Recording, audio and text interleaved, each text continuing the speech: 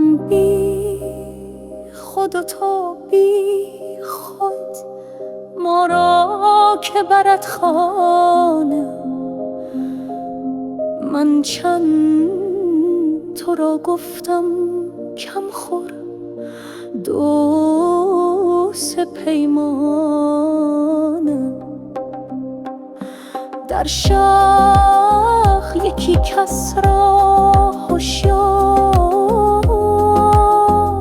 نمی بینم، هر یک بتر از دیگر، شوری دو و دیوانه. جانا به خراباتات تا لذت جان بینی، جان را چه خوشی باشد بی صحبت جانان‌دو. هر گوشه یکی مستی، دستی زبر دستی، آن ساقی هر هستی با ساغر شاهانه. تو وقف خراباتی، دخلت می و خرجت می، زین وقت به هوشیاران مسپار یکی دانه. ای لولی بربط زن، تو مستری یا من؟ ای پیش چو تو مستی، افسون من افسانه.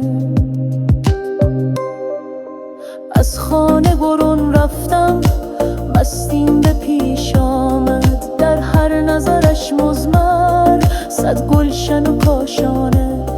چون کشتی بی لنگر کج می شد و مج می شد، از حسرت او مرده صد عاقل و فرزانه.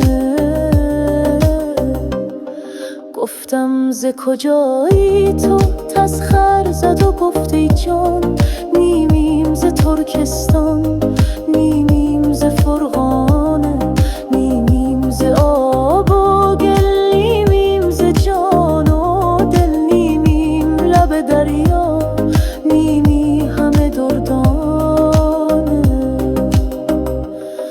گفتم که رفیقی کن با من که منم خویشت، گفتا که بنشناسم من خویش ز بیگانه. من بی دل و دستارم، در خانه خمارم، یک سینه سخن دارم، این شرح ده همیانه.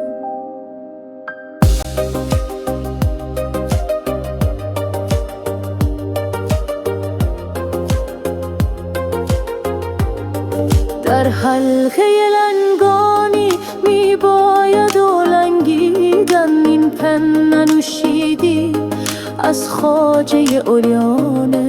سرمست چنان خوبی که کم بود از چوبی، برخاست فغان آخر از استن حنانه.